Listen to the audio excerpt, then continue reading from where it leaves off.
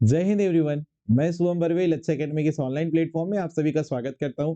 जैसे कि आपको पता है, हमारे इंस्टीट्यूट के सभी विषय विशेषज्ञों द्वारा पीएनएसटी एग्जाम में पूछे गए प्रीवियस ईयर के क्वेश्चंस के सॉल्यूशंस दिए जा रहे हैं, जिसमें मैं केमिस्ट्री सब्जेक्ट के सॉल्यूशन लेकर आपके सामने आया हूं।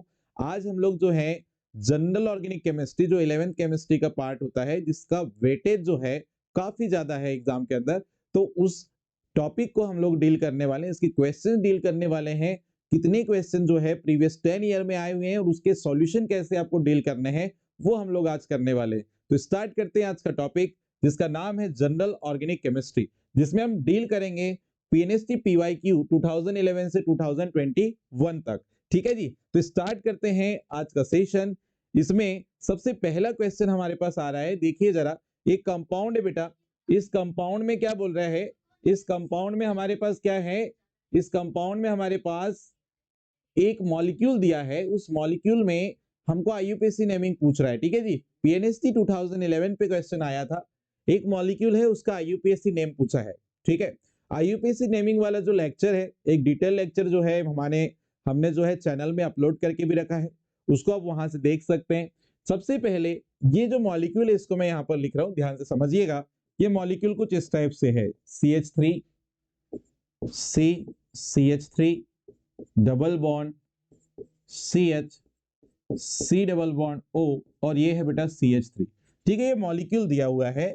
इसका सबसे पहले तो नंबरिंग कैसे करेंगे, तो देखो इधर से चले तो सेकेंड कार्बन पे डबल बॉन्ड और सब्स्टिट्यूट आ रहा है, और राइट से चले तो सेकेंड कार्बन पे फंक्शनल ग्रुप आ रहा है। तो हम राइट टू लेफ्ट चलेंगे यहाँ पर। ठीक है जी, तो राइट टू लेफ्ट अपन चले। अब ये 5 आपके पास कार्बन की पेरेंट चेन है, इसमें एक मेथिल ग्रुप सब्स्टिट्यूट है। तो जब आप नाम लिखते हो तो सबसे पहले सब्स्टिट्यूट का नाम लिखते हो। किस कार्बन पे जुड़ा है, फोर्थ, तो हम लिखेंगे 4 मेथिल सबसे पहले। इसके बाद देखते हैं क्या और कोई सब्स्टिट्यूट है क्या, नहीं है, तो सीधे पेरेंट चेन लगाएंगे। पेरेंट चेन देखेंगे कितने कार्बन की, 5, तो वर्ड रूट 5 कार्बन के लिए क्या आता है, पेंट। ओके, फिर प्राइमरी सफिक्स जो कि कार्बन कार्बन बॉन्डिंग को बताता है, तो यह थर्ड कार्बन पे डबल बॉन्ड है, तो पेंट के बाद लिखेंगे 3, और डबल बॉन्ड के लिए प्राइमरी सफिक्स क्या आता है, इन, तो ये इन लिख दिया। इसके बाद देखो अब आता है सेकेंडरी सफिक्स, तो यहाँ कोई फंक्शनल ग्रुप है क्या, तो यस कीटोन ग्रुप है। किस कार्बन पे, सेकेंड, तो यहाँ पर आप लिखोगे 2, और फिर कीटोन ग्रुप के लिए सफिक्स क्या आता है बेटा, ऑल, सॉरी, कीटोन ग्रुप के लिए सफिक्स क्या आता है, ओन आता है। क्या आता है, ओन, तो यहाँ पे कीटोन ग्रुप सेकंड कार्बन पे तो 2, और उसके बाद सफिक्स क्या लगाए, ओन। अब यहाँ पे आपको जब हमने आईयूपीएसी नेमिंग पढ़ाया था, तो हमने बताया था कि ई के बाद अगर ओ आ जा रहा है, तो ई को आपको क्या करना होता है, रिप्लेस। तो यहाँ पर ये आपका करेक्ट नाम हो जाएगा, ये आपको याद रखना है, 4 मेथिल पेंट 3 इन 2 ओन। चेक कर लीजिए, तो पहले नंबर पे ही आपको ये ऑप्शन देखने को मिल रहा है, 4 मेथिल पेंट 3 इन 2 ओन, ये करेक्ट आंसर है बेटा यहाँ पर। ठीक है जी, बढ़ते क्वेश्चन नंबर सेकंड की ओर। क्वेश्चन नंबर सेकंड क्या बोल रहा है, देखिएगा। निम्न में से एक एरोमेटिक कंपाउंड है। 4 आपको कंपाउंड दिए हैं, उनमें से आपको पूछ रहा है एक एरोमेटिक कंपाउंड कौन सा है। ठीक है, पहला वाला जो ऑप्शन है ए नंबर का, वो जो दिया है वो कैसे दिया है, देखिए जरा। ये हमारे पास ये मॉलिक्यूल दिया है, उसको मैं ऐसे भी लिख सकता हूं, वो जो दिया है ना यहाँ पे मॉलिक्यूल, इसको मैं ऐसे भी लिख सकते हैं। ठीक है जी, ठीक है। बी नंबर पे क्या दिया है, बी नंबर पे जो मॉलिक्यूल दिया है उसको मैं ऐसे लिख सकता हूं। ठीक है, सी नंबर पे जो मॉलिक्यूल दिया है उसको अपन ऐसे लिख सकते हैं, और डी नंबर पे जो मॉलिक्यूल दिया है उसको हम ऐसे लिख सकते हैं। ठीक है, ये मॉलिक्यूल हमारे पास दिए गए हैं। अब आपको एरोमेटिक कंपाउंड पूछा है, तो एरोमेटिक कंपाउंड के लिए हम लोग ने एक रूल पढ़ के रखे हैं। अगर हमारे पास एरोमेटिक कंपाउंड पहचानना है तो उसके लिए क्या कंडीशन है, तो बेटा सबसे पहली कंडीशन क्या है कि हमारा जो कंपाउंड है वो साइक्लिक होना चाहिए, साइक्लिक रिंग वाला कंपाउंड होना चाहिए। दूसरी बात कि रिंग में या साइकिल में जितने भी कार्बन है या एलिमेंट होंगे रिंग के अंदर, उनमें sp2 संकरण होना चाहिए। कौन सा संकरण होना चाहिए, sp2। sp2 संकरण के साथ ही साथ जितने भी एलिमेंट हैं वो सभी के सभी कॉन्जुगेशन में जाने चाहिए। किस पे जाने चाहिए, कॉन्जुगेशन पे। Aromatic compound, anti aromatic compound और नॉन एरोमेटिक कंपाउंड का एक मैंने detail lecture previous year question के साथ बनाया हुआ है। जिसको अगर डाउट है इस क्वेश्चन पे, तो वो वहां पर उस क्वेश्चन को जाके देख सकते हैं, उस लेक्चर को जाकर देख सकते हैं, आपके डाउट क्लियर हो जाएंगे। ठीक है, तो मैंने क्या क्या बातें बोली कि सबसे पहले साइक्लिक रिंग देखना है आपको। दूसरी बात क्या बोली कि सारे जो एलिमेंट है रिंग के अंदर वो sp2 हाइब्रिडाइजेशन में होने चाहिए, ठीक है। तीसरे नंबर पे क्या बोल रहा हूं, कॉन्जुगेशन होना चाहिए, मींस संयुग्मन होना चाहिए। ओके, नेक्स्ट नंबर पे आते हैं, कॉन्जुगेशन के बाद हमारे पास अगर sp2 संकरण स्पीसीज है तो सारे के सारे जो एलिमेंट है वो कैसे होना चाहिए, प्लेनर, या जो मॉलिक्यूल होगा उसकी स्ट्रक्चर कैसे आएगी, प्लेनर या समतलीय स्ट्रक्चर आएगी। नेक्स्ट एंड लास्ट कंडीशन क्या थी कि ये हकल रूल को फॉलो करना चाहिए। कौन से रूल को, हकल रूल को ये फॉलो करना चाहिए। हकल रूल को ये क्या करना चाहिए, फॉलो करना चाहिए। हकल रूल क्या होता है, 4n+2 पाई इलेक्ट्रॉन रूल हम इसको कहते हैं बेटा, ठीक है। तो हकल रूल के अनुसार जब यहां n की वैल्यू आप 0 रखोगे तो यहां पे क्या आएगा, 1 पाई बॉन्ड, या फिर आप ऐसे बोल सकते हो अगर आप n की वैल्यू यहां क्या रख दो, 0 रख दो, क्या रख दो, 0 रख दो, ठीक है। तो यहां पे किसी भी सिस्टम में कितने पाई इलेक्ट्रॉन आएंगे, 2। अगर n की वैल्यू 1 रख दिए तो यहां पर 6 पाई इलेक्ट्रॉन आ जाएगा, और अगर n की वैल्यू आपने कितनी रख दी है, 2, तो यहां पर 10 पाई इलेक्ट्रॉन यहां पर आ जाएगा। बोलो क्लियर है। अब यहां पर चेक करो, ये साइक्लिक रिंग दिख रही है यहां पर, यस। आपको यहां पे पाई इलेक्ट्रॉन कितने दिख रहे हैं वो देखो, ये 2 और ये 2 4, और ये जो आपके पास लोन पेयर है बेटा ये कॉन्जुगेशन में, ठीक है, ये क्या है, कॉन्जुगेशन में। तो यहां पे कितने पाई इलेक्ट्रॉन है, 6 पाई इलेक्ट्रॉन है। साइक्लिक रिंग है, कॉन्जुगेशन भी है, और यहां पे जो कार्बन है ये वाला कार्बन sp3 में है ऐसे करके आप बोलोगे, लेकिन ये जो लोन पेयर है आपको दिख रहा है ये क्या होता है, ये जो एनायन आपको दिख रहा है ये कहां जा रहा है, कॉन्जुगेशन में जा रहा है। कॉन्जुगेशन में जाएगा तो ये कार्बन भी sp2 नेचर का हो जाता है, ठीक है। इसी कारण से यहां पे सारे कार्बन sp2 नेचर के हो जाएंगे, और ये हकल रूल को फॉलो कर रहा है, इसलिए इसके पास कितने पाई इलेक्ट्रॉन है, 6। तो ये सारे मॉलिक्यूल जो एग्जांपल पे आपको दिखाई दे रहे हैं इसमें ये एरोमेटिक का मतलब ये हमारा करेक्ट आंसर है, पीएनएसटी 2011 में पूछा था। ये जो मॉलिक्यूल है आपको जो सेकंड नंबर का दिखाई दे रहा है इस पे आप क्या देख रहे हो, एक पाई बॉन्ड, पहले तो साइक्लिक रिंग है, कंडीशन चेक कर लो। दूसरी बात कॉन्जुगेशन भी है, double bond single bond, anion single bond double bond, ये कॉन्जुगेशन है, ठीक है। इसको मैंने डिटेल पढ़ा दिया पहले आपको। फिर ये sp2 संकरण होगा सारे के सारे तीनों कार्बन पे, ठीक है। लेकिन यहां पर हकल रूल के अनुसार या तो 2 पाई इलेक्ट्रॉन आना चाहिए, 6 पाई इलेक्ट्रॉन आना चाहिए, 10 पाई इलेक्ट्रॉन आना चाहिए, लेकिन यहां पर 2 और ये 2 4, ये जो एनायन है वो पाई बॉन्ड में कन्वर्ट होते जाता है, इसलिए पाई बॉन्ड या पाई इलेक्ट्रॉन में इसको काउंट करेंगे। तो यहाँ कितने पाई इलेक्ट्रॉन है जी, 4, 4 है। तो बेटा यहां पर बताओ क्या ये एरोमेटिक हुआ क्या, नहीं। हकल रूल के अनुसार तो 4 पाई इलेक्ट्रॉन आएंगे तो वो एरोमेटिक नहीं है, मतलब ये होता है एंटी एरोमेटिक। ये कैसा होता है, एंटी एरोमेटिक है, ठीक है जी। तो ये तो एंटी एरोमेटिक हो गया, नहीं ये हमारा आंसर नहीं हो सकता, ठीक है। नेक्स्ट आओ, यहां पर देखो, यहां पे तो क्लियर दिख रहा है आपको 4 पाई इलेक्ट्रॉन आपको दिख रहे हैं, मतलब ये हो गया बेटा एंटी एरोमेटिक। ये क्या हो गया, एंटी एरोमेटिक, कंडीशन सेम है, ओके। अब यहाँ पे सर, यहाँ पे तो कितने क्या बोलना जी, पाई इलेक्ट्रॉन दिख रहे हैं, साइक्लिक रिंग है, सारी चीज दिख रही है आपको। तो यहाँ पर हमको 2 4 6 और 2 8, 8 पाई इलेक्ट्रॉन हमको नजर आ रहे, तो होना एंटी एरोमेटिक चाहिए था, पर ये क्या होता है, नॉन एरोमेटिक होता है ये। इसका रीजन क्या है कि ये जो आपके पास साइक्लोऑक्टाटेट्राइन जो मॉलिक्यूल है ये नॉन प्लेनर होता है। क्या होता है, नॉन प्लेनर होता है, मतलब ये समतली स्ट्रक्चर नहीं होता, इसी कारण से ये क्या है, नॉन एरोमेटिक है। मतलब ये भी आपके ऑप्शन में करेक्ट, ये ऑप्शन नहीं हो सकते। करेक्ट आंसर कौन सा हो जाएगा आपका, ए। मतलब ये वाला जो ऑप्शन है उसी में आपको जो कंपाउंड दिख रहा है वो कैसा है, एरोमेटिक कंपाउंड है। बात समझ में आ रही सबको, बढ़ते हैं नेक्स्ट क्वेश्चन के ऊपर, ठीक है जी। क्वेश्चन नंबर 3 में आते हैं, एल्किल रेडिकल की स्टेबिलिटी का ऑर्डर, ठीक है। एल्किल रेडिकल की स्टेबिलिटी का ऑर्डर, अभी मेरे जीओसी के लेक्चर भी बेटा कंटिन्यू पब्लिश है, उसको आप जाकर देख सकते हैं। उसमें मैंने कार्बोकेटाइन की स्टेबिलिटी, कार्बेनाइन की स्टेबिलिटी, फ्री रेडिकल की स्टेबिलिटी, ये सारे बिल्कुल कॉन्सेप्ट बताए हुए हैं, जिसमें आपको डिटेल बिल्कुल उसका मैंने कॉन्सेप्ट बताया है, उसको आप पढ़ लीजिए, ऐसे क्वेश्चन बड़े आसानी से आपसे बन जाएंगे। तो देखो सबसे पहले यहाँ जो कार्बोकेटाइन सॉरी फ्री रेडिकल दिया है, वो फ्री रेडिकल यहाँ पे 1 डिग्री 2 डिग्री 3 डिग्री और मेथिल रेडिकल भी यहाँ पर दिया है। देखो सबसे पहले मैं इसको लिख के बता रहा हूं आपको, देखिएगा ये मेरे पास एक रेडिकल है, जिसपे जिस कार्बन पे रेडिकल आ रहा है वो कार्बन कितने कार्बन से जुड़ा हुआ है, 3, तो इसको 3 डिग्री फ्री रेडिकल बोला जाएगा। फ्री रेडिकल मींस मुक्त मूलक, ठीक है। इसी प्रकार से एक आपको ऑप्शन ये भी दिख रहा होगा CH3 इसको ऐसे कर देता हूं मैं, CH3C CH3 और एक क्या जुड़ा है H, यहां पे कार्बन पे रेडिकल है। तो जिस कार्बन पे रेडिकल है वो दो कार्बन से बॉन्ड बना रहा है या उसकी दो वैलेंसी दो कार्बन से कंप्लीट हो रही है, तो इसको 2 डिग्री फ्री रेडिकल या मुक्त मूलक कहा जाएगा। ठीक है, यहां पर आते हैं CH3 CH2 और ये है रेडिकल बेटा। मतलब यहां जिस कार्बन पे रेडिकल आ रहा है वो किसी एक ही कार्बन से अटैच है या उसकी एक वैलेंसी एक कार्बन से कंप्लीट हो रही है, तो इसको 1 डिग्री फ्री रेडिकल कहा जाएगा। ठीक है, इसको 1 डिग्री फ्री रेडिकल कहा जाएगा। नेक्स्ट आते हैं यहां पर कार्बन के पास, जिसके पास ओनली 3 क्या लगे हुए हैं, हाइड्रोजन, और ये रेडिकल है। ठीक है, तो ये तो आपके पास 1 डिग्री रेडिकल भी नहीं कहलाएगा, इसको मेथिल रेडिकल बोल देंगे, इसको मेथिल फ्री रेडिकल बोल देंगे। क्या बोल देंगे, मेथिल फ्री रेडिकल। ओके, चलो अब यहां पे अगर स्टेबिलिटी की बात आती है बच्चों, तो फ्री रेडिकल की स्टेबिलिटी जो है वो डिपेंड करती है हाइपर कॉन्जुगेशन स्ट्रक्चर पे, मतलब अल्फा हाइड्रोजन पे। जिस कार्बन पे रेडिकल आ रहा है उस कार्बन से कितने कार्बन जुड़े हैं, 3।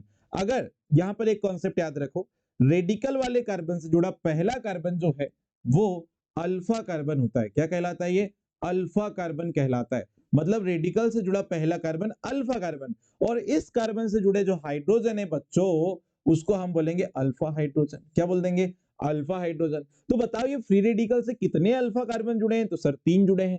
और उनसे कितने कितने हाइड्रोजन जुड़े हैं, तो बेटा यहाँ 3 6 और 3 9। मतलब यहाँ पे पहली स्ट्रक्चर में 9 अल्फा हाइड्रोजन है। कितने अल्फा हाइड्रोजन है, 9। ओके, यहां पर आते हैं, ये देखो ये रेडिकल से 2 अल्फा कार्बन जुड़े हैं और इनसे 3 हाइड्रोजन जुड़े हैं। मतलब यहां पर बेटा 6 अल्फा हाइड्रोजन है, 6 अल्फा हाइड्रोजन है। ओके, यहां पे रेडिकल से एक कार्बन जुड़ा है, मतलब एक अल्फा कार्बन है और इससे 3 हाइड्रोजन जुड़े हैं, मतलब यहाँ पे 3 अल्फा हाइड्रोजन है, ऐसे बोल सकते हो। और यहाँ पे बेटा कार्बन से कोई कार्बन ही नहीं जुड़ा है, तो वहां पे अल्फा कार्बन तो है ही नहीं है, इसलिए यहाँ पे 0 अल्फा हाइड्रोजन। ठीक है, अब बात करते हैं स्टेबिलिटी की, तो स्टेबिलिटी डिपेंड करती है यहां पर,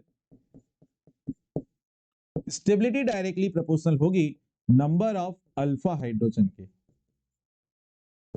जितने ज्यादा अल्फा हाइड्रोजन होंगे उतनी ज्यादा यहां पर रेजोनेंस स्ट्रक्चर बनती, सॉरी हाइपर कॉन्जुगेशन स्ट्रक्चर बनेगी, और जितनी हाइपर कॉन्जुगेशन स्ट्रक्चर बनेगी उतनी ज्यादा यहाँ पे स्टेबिलिटी क्या होते जाएगी, बढ़ते जाएगी। क्लियर है, मतलब कहने का ये है जितने ज्यादा अल्फा हाइड्रोजन होंगे उतनी ज्यादा रेडिकल की स्टेबिलिटी को बढ़ाएंगे। तो चेक कर लो आप, यहाँ पे देखो 3 डिग्री वाला आपको दिखाई दे रहा है।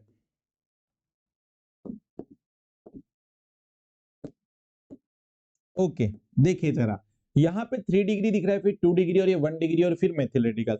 ये वाला बिल्कुल कॉन्सेप्ट हमारे आंसर से मैच हो रहा है बच्चों, अच्छे चेक कर लो आप। ये वाला जो आपका ऑप्शन है ये हमारे करेक्ट कॉन्सेप्ट से मैच हो रहा है, इसलिए हमारा करेक्ट आंसर कौन सा हो जाएगा, ए वाला यहाँ पे बेटा करेक्ट आंसर हो जाएगा। ये भी क्वेश्चन आपका पीएनएसटी एग्जाम में पूछा गया था 2011 में। क्लियर, बढ़ते आगे question number next, question number 4 क्या बोल रहा है, द फॉलोइंग मॉलिक्यूल एक्सहिबिट। मतलब एक मॉलिक्यूल आपको दिया था और उसमें क्या बोला था आपको कि बताना है कि कौन सी आइसोमेरिज्म इसमें प्रेजेंट होगी। ठीक है बेटा, इसको मैं एक बार और लिख लूं, यहां पर ध्यान सुनना, CH3 CH3 C double bond C, यहाँ पे क्या है H, और ये जो ग्रुप लगा है ये है कार्बन, और इससे क्या जो ग्रुप जुड़ा है बेटा, यहां पर यहां जुड़ा है एक मेथिल ग्रुप जुड़ा है, एक H जुड़ा है, एक COH ग्रुप जुड़ा है और एक मेथिल ग्रुप जुड़ा है, ये लगा हुआ है। ठीक है जी, अब पूछ रहा है कि इसमें कौन कौन सी आइसोमेरिज्म होगी। ठीक है, तो ध्यान से सुनना, ज्योमेट्रिकल आइसोमेरिज्म और यहाँ पे ऑप्टिकल आइसोमेरिज्म ऑप्शन में देखने को मिल रहे हैं। तो ज्योमेट्रिकल आइसोमेरिज्म डबल बॉन्डेड मतलब एल्कीन सिस्टम में देखने को मिलता है। एल्कीन के साथ साथ ये जो है हमको सीनोरेंटे सॉरी ऑक्सिम सिस्टम में देखने को मिलता है। ऑक्सिम सिस्टम के साथ साथ साइक्लोहेक्सेन मतलब साइक्लो एल्किन वाले सिस्टम में आपको ज्योमेट्रिकल आइसोमेरिज्म देखने को मिलती है। लेकिन यहां पर उसके लिए कुछ कंडीशन होती है। अगर जैसे एक एल्किन सिस्टम दिया है तो इस एल्किन सिस्टम में डबल बॉन्डेड कार्बन से दो दो ग्रुप जो जुड़ रहे हैं वो डिफरेंट होने चाहिए। ठीक है, और कम से कम एक ग्रुप कैसा होना चाहिए, सेम होना चाहिए, तब जाके हम उसमें सीस और ट्रांस बता सकते हैं। क्या बता सकते हैं, सीस और ट्रांस। जैसे मैं एक एग्जांपल आपको बताना चाहूंगा, ध्यान सुनिएगा। जैसे कार्बन डबल बॉन्ड कार्बन है, यहां पर एक मेथिल ग्रुप है और यहाँ पर एक क्लोरीन ग्रुप है। उसी प्रकार ये दूसरा जो कार्बन है इस पे एक मेथिल ग्रुप है और एक क्या है, क्लोरीन ग्रुप है। तो देखो इस डबल बॉन्डेड कार्बन पे दो ग्रुप अलग है, इस डबल बॉन्डेड कार्बन पे दो ग्रुप अलग है, और दोनों ही डबल बॉन्डेड कार्बन की एक खास बात क्या है कि कम से कम एक एक ग्रुप सेम होने चाहिए, ठीक है। लेकिन यहाँ पे मैंने दो दो ग्रुप दोनों में सेम रख दिए। अब ये दो जो सेम ग्रुप है वो सेम साइड होंगे बेटा, तो उसको सिस फॉर्म बोल देते हैं। और अगर ये अपोजिट आ जाते, मान लो ये मेथिल और यहाँ पे मेथिल, मान लो यहाँ पर देखो एक और एग्जांपल इसका बता देता हूं मैं। ये देखो ये CH3 जैसा क्या वैसा, ये Cl, यहाँ पे Cl और ये क्या है CH3। अब मैं क्या बोल रहा हूं उसको थोड़ा सा गौर फरमाइएगा। यहाँ पे ये मेथिल ग्रुप है और ये मेथिल ग्रुप है, कैसे सेम साइड है, तो इसको मैं सिस आइसोमर बोलूंगा। ये ज्योमेट्रिकल आइसोमेरिज्म है, इसके वीडियो भी मेरे बन चुके हैं और ये अपलोडिंग बिल्कुल स्टार्ट है, अपलोड करते जा रहे हैं आइसोमेरिज्म के लेक्चर भी, तो उससे आपको और क्लियरिटी आ जाएगी, उसको अच्छा डिटेल पढ़ लीजिएगा। तो यहाँ पे दो सेम ग्रुप सेम साइड में है तो सिस फॉर्म, और यहाँ पे दो सेम ग्रुप कैसे आ गए अपोजिट साइड में, तो इसको हम क्या बोलते हैं, ट्रांसफॉर्म बोलते हैं। यहां तक बस समझ में आ गई। अगर ये बात समझ में आ गई तो इसको मैं मिटा देता हूं जो अभी मैंने कॉन्सेप्ट बताया। दो सेम ग्रुप सेम साइड में अगर है तो इसको हम क्या बोल देते हैं, सिस फॉर्म, और अपोजिट साइड में आ गए तो ट्रांसफॉर्म आ गए। क्लियर। लेकिन यहां पर बेटा ये डबल बॉन्डेड कार्बन से जो दो ग्रुप जुड़े हैं वो तो सेम है, और सेम है तो फिर कंपेयर कैसे करोगे बताओ आप, कंपेयर कर पाएंगे क्या, नहीं कर पाएंगे। तो ये जो एल्कीन दिया है इसमें डबल बॉन्डेड कार्बन से दोनों ग्रुप जो डिफरेंट होने चाहिए वो यहाँ पे डिफरेंट नहीं है। इसीलिए बच्चों ये जो आपका पहला जो कॉन्सेप्ट है कि यहाँ GI नहीं होगा, इस मॉलिक्यूल में ज्योमेट्रिकल आइसोमेरिज्म मिसिंग है। यहाँ पे ज्योमेट्रिकल आइसोमेरिज्म जो है इसमें नहीं होगा, मतलब जहां जहां ऑप्शन में ज्योमेट्रिकल आइसोमेरिज्म बोल रहा है उसको काट दो, ये ज्योमेट्रिकल नहीं शो करेगा। या बोथ बोल रहा है, बोथ शो करेगा ऐसा बोल रहा है क्या, दोनों शो करेंगे बोल रहा है तो गलत बात है। या दोनों शो नहीं करेंगे बोल रहा है तो हम ऑप्टिकल को चेक कर लेते हैं पहले, उसके बाद आते हैं, ठीक है। तो इसको मैं मिटा देता हूं, नीचे वाला जो कॉन्सेप्ट है इसको आप नोट कर लेना स्क्रीनशॉट लेके, ठीक है जी। अब यहां पर देखो ऑप्टिकल के लिए क्या कंडीशन है, प्रकाशिक समायोज्यता के लिए कंडीशन क्या है कि कायरल कार्बन होना चाहिए। कायरल कार्बन का मतलब क्या है, ऑप्टिकल आइसोमेरिज्म जब भी चेक कर रहे हो, प्रकाशिक समायोज्यता जब भी आप चेक कर रहे हो तो वहां पे आपको एक बात याद रखनी है कि कायरल कार्बन होना, क्या होना चाहिए, कायरल कार्बन प्रेजेंट होना चाहिए। अब सर ये कायरल कार्बन क्या होता है, ऐसा कार्बन एलिमेंट बेटा जिसकी चार वैलेंसी जो है चार डिफरेंट ग्रुप से कंप्लीट हो रही है। अगर कोई कार्बन है इससे चार जो ग्रुप जुड़ रहे हैं वो चारों के चारों कैसे जुड़ रहे हैं, अलग अलग ग्रुप जुड़ रहे हैं, कैसे जुड़ रहे हैं, अलग अलग ग्रुप जुड़ रहे हैं। इसका मतलब ये जो कार्बन है इसको मैं कायरल कार्बन बोलूंगा, क्या बोलेंगे, कायरल कार्बन या कीरल कार्बन बोल दो आप, ठीक है, कोई दिक्कत नहीं है। तो क्या इस मॉलिक्यूल में ऐसा कोई कार्बन है जो कायरलिटी शो कर रहा है, यस। यहां पर एक बेटा हमारे पास यहां पर एक कार्बन ऐसा दिख रहा है जिसमें चार डिफरेंट ग्रुप लगे हुए हैं, देखो जरा, एक COH ग्रुप है, एक मेथिल ग्रुप है, एक H है, और ये वाला पूरा ग्रुप लगा है, मतलब ये यहाँ पे क्या है, कायरल कार्बन है, क्या है, कायरल कार्बन है। और अगर कायरल कार्बन है मतलब ये ऑप्टिकल आइसोमेरिज्म शो करेगा, मतलब ये वाला जो मॉलिक्यूल है भैया ये प्रकाशिक समावयवता शो करेगा, ऑप्टिकल आइसोमेरिज्म शो करेगा, ठीक है जी। तो यहां पर एक ऑप्शन जो बी वाला दिखाई दे रहा है आपको ये बिल्कुल करेक्ट आ जाएगा बच्चों, ये बी वाला आपका बिल्कुल करेक्ट आंसर आ जाएगा, डी वाला तो कैंसल आउट होगा, दोनों शो नहीं करता बोल रहा है लेकिन यहाँ ऑप्टिकल ये शो करेगा। पीएनएसटी 2012 में क्वेश्चन आया था, बहुत ही आसान क्वेश्चन है, समझते चलिए, सीखते चलिए, नोट डाउन करते चलिए, साथों साथ क्वेश्चन नंबर नेक्स्ट लेके चलते, क्वेश्चन नंबर 5। फिर से एक क्वेश्चन आया, निम्न में से एरोमेटिक कंपाउंड, सेम क्वेश्चन है जो 2011 में पूछा था, सेम क्वेश्चन 2012 में पूछ लिया है, इसका मैंने सॉल्यूशन अभी प्रीवियस में दे दिया है। ये जो आपके पास ए ऑप्शन आ रहा है ये बिल्कुल इसमें क्या है, करेक्ट है। इसको मैं नहीं बता रहा हूं क्योंकि इसका सॉल्यूशन मैंने सेकंड क्वेश्चन पे दे दिया है, सेम क्वेश्चन था, कॉपी पेस्ट हो गया था, ठीक है जी। बढ़ते हैं नेक्स्ट क्वेश्चन पे आते हैं, क्वेश्चन नंबर 6। यौगिक का IUPAC नामकरण बताओ। एक क्वेश्चन दिया है, इसका इस मॉलिक्यूल का IUPAC नेमिंग, सबसे पहले इसको ओपन कर लो। ये जितने कॉर्नर्स आपको दिखाई दे रहे हैं यहाँ पे कार्बन एटम होता है, कौन होता है, कार्बन एटम होता है, इतना आपको याद रखना है। और ये जो ग्रुप लगे हैं वो सारे के सारे मेथिल ग्रुप है, तो चलो इसको ओपन करते हैं। तो देखिएगा 1 2 3 4 5, 5 कार्बन है, 1 2 3 4 5, और ये पांचवें कार्बन से क्या लगा है, COOH ग्रुप, ठीक है जी। अब यहां से चलते हैं, ये सेकंड, इधर से सेकंड कार्बन पे क्या लगा है, ये एक डंडा लगा हुआ है, और ये जो लाइन है वो मेथिल ग्रुप को रिप्रेजेंट कर रही है, किसको, मेथिल ग्रुप को मैंने लिख दिया है। फिर थर्ड नंबर का जो कार्बन है इधर से आ रहे हैं, उस पे भी एक मेथिल ग्रुप लगा है, ये देख लो। फिर इधर आओगे चौथे नंबर पे तो फिर एक मेथिल ग्रुप लगा है, मतलब ये देख लो। फिर यहाँ पे पांचवें नंबर पे आ रहे हो तो यहाँ पे OH लगा है, ओके। और ये छठवें नंबर का कार्बन है। अब कार्बन की वैलेंसी कंप्लीट कर लीजिए। क्या डबल बॉन्ड दिख रहा है आपको कहीं पर? देख लीजिए जल्दी से। यस, ये वाले देखो 1 2 3 3 और 4 नंबर का जो कार्बन है, मतलब ये 1 2 3 और ये 4, यहाँ पे डाला है डबल बॉन्ड। अब कार्बन की आप वैलेंसी चेक कर लीजिए, तो ये कार्बन कितने बॉन्ड बना रहा है? एक, तो कितने हाइड्रोजन लगा दोगे आप? 3। यहाँ कितने बॉन्ड बन रहे हैं? 3, तो एक हाइड्रोजन लगा दो। यहाँ पे 4 बॉन्ड बन चुके हैं, यहाँ पे भी बन चुके हैं, यहाँ पे नहीं बने तो यहाँ पर एक हाइड्रोजन लगा दो। तो एक्चुअल में जो मॉलिक्यूल है वो कुछ इस टाइप से दिखाई दे रहा है और इसका मुझे नाम लिखने के लिए बोला जा रहा है। तो कुछ नहीं है, कर लेंगे, कोई दिक्कत नहीं है।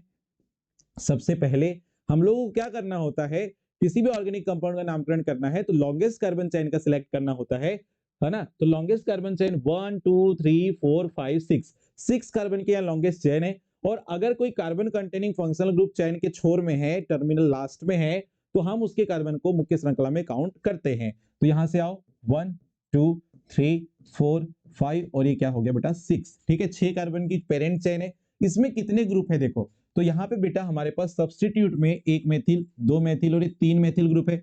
और OH ग्रुप और कार्बोक्सिलिक ग्रुप दो यहाँ पे फंक्शनल ग्रुप है। तो फंक्शनल ग्रुप में वरीयता किसकी ज्यादा है? एसिटिक एसिड के कार्बन की, है ना। और इसकी वरीयता क्या है? कम, तो इसके लिए तो प्रीफिक्स ही लगेगा। तो OH भी सब्स्टिट्यूट के फॉर्म में कंसीडर यहाँ पे करेंगे। अब बात ये आती है कि मेथिल ग्रुप और हाइड्रोक्सी ग्रुप है और इनके लिए अगर मैं सेकेंडरी प्रीफिक्स लगाता हूं तो आप मुझे ये बताओ, अल्फाबेटिकल ऑर्डर से अपन इसका नाम लिखेंगे तो H मतलब हाइड्रोक्सी और इसके लिए क्या लिखते हो? मेथिल, है ना। तो मेथिल और हाइड्रोक्सी में पहले कौन आएगा? हाइड्रोक्सी। तो हाइड्रोक्सी किस कार्बन पे आ रहा है? 5, पांचवें कार्बन पे आ रहा है, इसलिए लिखेंगे 5 हाइड्रोक्सी। इसको मैं दूसरे कलर की पेन से लिख रहा हूं, ध्यान सुनना। इसका नाम लिखेंगे 5 हाइड्रोक्सी। फिर पेरेंट चेन में, अच्छा फिर देखो और आपके पास सब्स्टिट्यूट कौन से हैं? Methyl group. कौन कौन से कार्बन पे लगे? 2 3 4, 2 3 4। फिर लिखेंगे ट्राई मेथिल। और बताओ यहाँ पे वर्ड रूट कितने कार्बन की चेन है? 6, इसलिए वर्ड रूट क्या लगेगा यहाँ पे? हेक्स। और डबल बॉन्ड दिख रहा है क्या आपको? यस, थर्ड कार्बन पे दिख रहा है, तो हेक्स 3 इन। और फर्स्ट कार्बन पे एसिड ग्रुप है तो 1 ओइक एसिड लिखते हैं, इसलिए सीधे ई को हटा के मैं ओइक एसिड लिख दे रहा हूं। यहाँ पे ई को हटा के सीधे क्या लिख दे रहा हूं? ओइक एसिड लिख दे रहे। बोलो क्लियर है? इन 1 ओइक एसिड चेक कर लो, 5 hydroxy 2 3 4 trimethyl hex 3 enoic acid. Yes, answer number first. Question number जो है 6 के अंदर पूछा था आपको एक कंपाउंड जिसका यूपीएससी नेमिंग बहुत ही आसानी से आप सभी का ये क्वेश्चन बिल्कुल सही बना होगा। ठीक है जी, बढ़ते क्वेश्चन नंबर नेक्स्ट पे। क्वेश्चन नंबर नेक्स्ट क्या बोला था देखो, ये भी पीएनएसटी में 2012 में आया हुआ था। बेसिसिटी का करेक्ट ऑर्डर। अब बेटा ये चार मेरे पास मॉलिक्यूल दिए हैं, चार मॉलिक्यूल में आपको ये सबसे पहले पता लगाना है कि नाइट्रोजन पे हाइब्रिडाइजेशन क्या क्या है। तो ये जो नाइट्रोजन है, ये नाइट्रोजन ने 3 सिग्मा बॉन्ड बनाया है, एक लोन पेयर है, तो इस पे है sp3 संकरण। ठीक है, ये नाइट्रोजन ने 3 सिग्मा बनाया है, एक लोन पेयर है, इस पे कौन सा संकरण है? sp3। अच्छा, ये जो नाइट्रोजन है इसने 2 सिग्मा बनाया है, एक लोन पेयर है, तो इस पे संकरण क्या है? sp2। अच्छा, ये नाइट्रोजन जो है, ये नाइट्रोजन जो है ये 3 सिग्मा बना रहा है, 3 सिग्मा बना रहा है और एक लोन पेयर है, लेकिन वो लोन पेयर कॉन्जुगेशन में है ना। तो अभी तो मैं इसको sp3 डाल दे रहा हूं, लेकिन ये रेजोनेंस में जाएगा तो पाई में कन्वर्ट होगा, तो यहाँ पे ना अपन इसको sp2 ही लिखेंगे, sp2 ही लिखेंगे क्योंकि रेजोनेंस में पार्टिसिपेट करता है लोन पेयर, तो sp2। अब यहाँ पर क्या होता है कि बेसिसिटी का ऑर्डर अगर हमको बताना है तो सबसे पहले डोनर एबिलिटी चाहिए। लोन पेयर को डोनेट करने की कैपेसिटी जिसकी ज्यादा होगी उसकी बेसिक स्ट्रेंथ ज्यादा होगी। तो यहां पर अगर मैं डोनर एबिलिटी की बात कर लूं, डोनर एबिलिटी की अगर मैं बात करूं तो बेटा sp3 संकरण वाले की डोनर एबिलिटी ज्यादा होती है, sp2 की उससे कम, और sp की उससे भी क्या हो जाती है? कम हो जाती है। इस बात को बिल्कुल आप नोट डाउन करके रखो और कॉन्सेप्ट को याद रखो। अब बात ये आ गई कि सर ये दो जो मॉलिक्यूल है इसमें तो sp3 संकरण आ रहा है ना नाइट्रोजन पे, और रेजोनेंस भी नहीं है ना। तो अब ये दोनों में कैसे कंपेयर करेंगे? sp3 वाला ये भी है, ये भी है, इन दोनों से ज्यादा डोनर एबिलिटी तो इन दोनों में से किसी ना किसी की होगी। अच्छा, ये तो डन हो गया। अब बात ये आ रही कि इसकी ज्यादा होगी कि इसकी ज्यादा होगी, तो अब बेटा यहाँ पे थोड़ा सा कॉन्सेप्ट लगाएंगे। ये नाइट्रोजन से 5 कार्बन जुड़े हुए हैं, ठीक है, ऐसे मतलब 2 कार्बन जुड़े हैं और इनकी चेन में पूरे कार्बन नहीं है। यहाँ पे भी 2 कार्बन जुड़े हैं लेकिन चेन में एक ऑक्सीजन है और ऑक्सीजन है बेटा, तो ये कौन सा इफेक्ट लगाएगा? माइनस आई इफेक्ट लगाएगा। और माइनस आई इफेक्ट लगाएगा, ये तो इलेक्ट्रॉन विथड्राइविंग ग्रुप है ना, और इलेक्ट्रॉन विथड्राइविंग ग्रुप मतलब ये इलेक्ट्रॉन को खींच रहा है, ठीक है, मतलब लोन पेयर कहीं ना कहीं ये जा रहे हैं किसके पास? ऑक्सीजन की तरफ, ठीक है। लेकिन यहां पर तो ये जो कार्बन जुड़े हुए हैं ये तो कौन सा इफेक्ट लगा रहे? प्लस आई। कौन सा लगा रहे? प्लस आई। और प्लस आई लगा रहे हैं तो भैया ये तो इसकी इलेक्ट्रॉन डेंसिटी को बढ़ा रहे हैं ना, इलेक्ट्रॉन डेंसिटी को बढ़ा रहे, तो सबसे ज्यादा बेसिक स्ट्रेंथ जो है इसकी हो जाएगी, मतलब पहला वाला सबसे आगे आना चाहिए। तो कहां कहां पे फर्स्ट वाला आगे है? तो बेटा एक ही ऑप्शन आपको दिखाई दे रहा है, पहला वाला। कौन सा वाला? पहला वाला आपको करेक्ट दिखाई दे रहा है। देखो सबसे पहले मैंने ऑप्शन लगा दिया, वो फर्स्ट वाला आगे एक ही ऑप्शन पे, मतलब करेक्ट आंसर हमारा कौन सा हो जाएगा? ए वाला हो जाएगा। अब मैं आपको और क्लियर कर दे रहा हूं, पहले वाले के बाद कौन आएगा? थर्ड। डन है, क्योंकि देखो ये भी sp3 और ये भी sp3, लेकिन यहाँ पे कोई माइनस आई इफेक्ट वाला ग्रुप नहीं लगा, यहाँ लगा है, तो इसने क्या करा? इसकी इलेक्ट्रॉन डेंसिटी को कम किया नाइट्रोजन की। लेकिन यहाँ पे नाइट्रोजन से कौन लगा था? कार्बन, वो तो प्लस आई इफेक्ट लगा रहा है, तो वो नाइट्रोजन की इलेक्ट्रॉन डेंसिटी को बढ़ा रहा है, इसलिए पहले वाले की बेसिसिटी ज्यादा, थर्ड वाले की उससे कम। और ये दोनों में कैसे कंपेयर करोगे? तो यहाँ का नाइट्रोजन रेजोनेंस में जा रहा है, यहाँ का नाइट्रोजन रेजोनेंस में नहीं जा रहा है, इसलिए इसकी बेसिसिटी इसके कंपेयर में क्या होगी बेटा? ज्यादा होगी। क्यों? क्योंकि ये लोन पेयर बिजी हो गया है कॉन्जुगेशन में, और ये वाला जो लोन पेयर है वो कॉन्जुगेशन में नहीं जा रहा है। क्लियर? तो इसीलिए सेकंड वाला जो है वो फोर्थ वाले से आगे आ जाएगा डोनर एबिलिटी के मामले में, इसलिए उसकी बेसिसिटी भी जो है फोर्थ वाले से क्या हो जाएगी बेटा? ज्यादा हो जाएगी, इसलिए करेक्ट आंसर क्या हो जाएगा? फर्स्ट वाला। क्लियर? चलिए बढ़ते क्वेश्चन नंबर 8 के ऊपर। क्वेश्चन नंबर 8 क्या है? देखो, select the hydrocarbon which is acidic in nature. ये बड़ा इजी क्वेश्चन है, जल्दी से आप एक बार देखिए क्या आपसे ये करेक्ट आंसर आ रहा है। पीएनएसटी में ये क्वेश्चन पूछा था 2013 में, 2013 में क्वेश्चन आया हुआ है। क्या बोल रहा है? एसिडिक नेचर वाले हाइड्रोकार्बन का चयन करिएगा। ठीक है, तो यहां पर ध्यान देना, मैं कॉन्सेप्ट आपको बताने का प्रयास कर रहा हूं, देखिएगा। हाइड्रोकार्बन में बेटा एसिडिक स्ट्रेंथ की अगर मैं बात करूं, एसिडिक स्ट्रेंथ की मैं बात करूं तो ये डायरेक्टली प्रोपोर्शनल होती है इलेक्ट्रोनेगेटिविटी पे, और साथ ही साथ डायरेक्टली प्रोपोर्शनल होती है परसेंटेज एस कैरेक्टर पे। ठीक है, हाइड्रोकार्बन में अगर मुझे एसिडिक स्ट्रेंथ चेक करना है तो मुझे दो कॉन्सेप्ट पता होना चाहिए, एक एक तो विद्युत ऋणात्मकता, और दूसरा है percentage S character. Percentage S character, percentage S character है ना, मैंने यहाँ पे क्या लिख दिया, एक मिनट।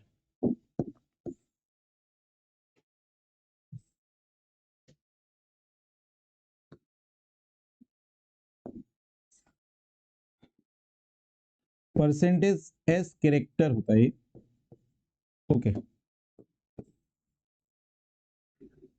ठीक है, अब देखो एग्जांपल पे आओ, इथीन की बात करते हैं। परसेंटेज एस कैरेक्टर का मतलब क्या है कि अगर मान लो मेरे पास sp संकरण है, sp2 संकरण है और sp3 संकरण है, तो यहाँ पे परसेंटेज s की अगर मैं बात करूं, s का परसेंट कितना है? 50% है। यहाँ s का परसेंट 33.33% है, और यहाँ s का परसेंट कितना है? 25% है। तो ये चीज भी आपको क्लियर चाहिए कि अगर मेरे को हाइड्रोकार्बन दिए हैं तो उनमें मैं संकरण निकाल लूं, और संकरण निकालने के बाद ये देखूं कि sp संकरण वाला जो अगर हाइड्रोकार्बन है और उससे कोई हाइड्रोजन जुड़ा है तो वो मोर एसिडिक नेचर शो करेगा। चलो चेक करते हैं। पहले नंबर पे आ रहा है इथीन। इथीन का फॉर्मूला क्या होता है बेटा? ये होता है CH2 डबल बॉन्ड CH2, और यहाँ पे जो कार्बन होगा बताओ, इस पे संकरण क्या होता है? sp2 संकरण होता है। क्या होता है? sp2 संकरण। ओके, दूसरा है 1 ब्यूटाइन। 1 ब्यूटाइन का स्ट्रक्चर कैसे लिखते हो? CH3 CH2 C triple bond CH, ये है बेटा 1 ब्यूटाइन। और 1 ब्यूटाइन में आप देख लो, यहाँ पे आपको दो टाइप के कार्बन नजर आ रहे हैं। कितने टाइप के? दो। यहाँ पर ये तो sp3 कार्बन है, ये भी आपका sp3 कार्बन है, ये आपका sp कार्बन है, और ये आपका कैसा कार्बन है? sp carbon. तो मुझे यहाँ पे sp कार्बन मिला, और sp कार्बन से हाइड्रोजन अटैच है यहाँ पर। ठीक है, चलो तीसरे ऑप्शन में आओ, फिर मैं आपको रिलेशन बताऊंगा इसमें। 2 ब्यूटाइन। 2 ब्यूटाइन कैसे लिखोगे? 2 ब्यूटाइन कैसे लिखेंगे आप बताइए? तीसरे नंबर पे है 2 ब्यूटाइन, कैसे लिखेंगे? CH3 C triple bond C CH3, ये हो गया 2 ब्यूटाइन। ठीक है, यहां पर अगर मैं नेचर ऑफ कार्बन की बात करूं तो ये है आपके पास sp3, यहाँ पे क्या है? sp, ये क्या है? sp, और ये क्या है? sp3 कार्बन है। ओके, ठीक है जी। Question number 4। 4 में क्या बोला है? 2 butyne and 1 butyne. 2 butyne and 1 butyne, मतलब सेकंड और थर्ड दोनों बोल दिया। चलो तो इसको लिखने से कोई मतलब नहीं है।